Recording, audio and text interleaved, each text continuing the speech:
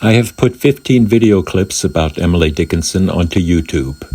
Each clip is a commentary about one of her poems. Each is 5 or 6 minutes long. The title pages of the clips look like the title page I am displaying now. You can get them by searching in Google using the words Emily Dickinson and Bob Hanenberg.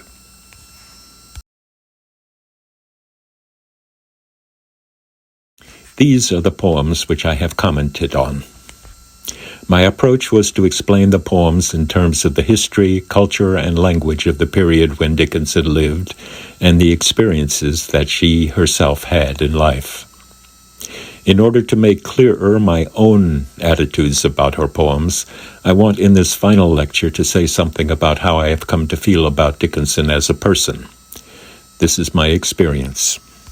When you start reading her poems, you find that they are unlike anything you have read before. They are in iambic trimeter and tetrameter, not pentameter, and the punctuation is strange. After a while, you yourself start using hyphens like she did. You use hyphens even in routine emails. In the poems, the nouns and verbs are hard to tie together. The poet had something against the third-person singular. Then the poems become puzzles to solve. Some of them are wobbling towers of abstraction. You start using a crib, David Priest, and then you study the commentaries, Helen Vendler, Charles Anderson.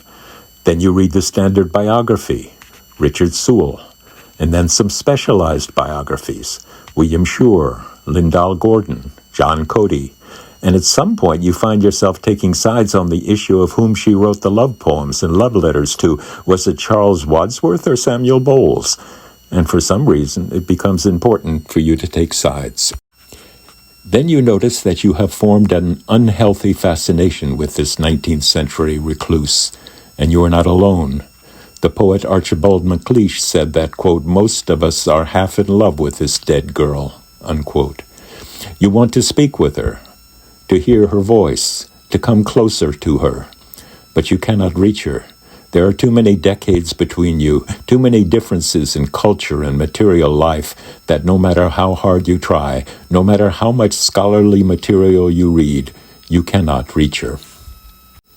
Everyone has their own Dickinson. Mine is morbidly shy, sometimes angry, a little sorry that she would die unknown, as she thought, but resigned to it. For my Dickinson, death made fame trivial.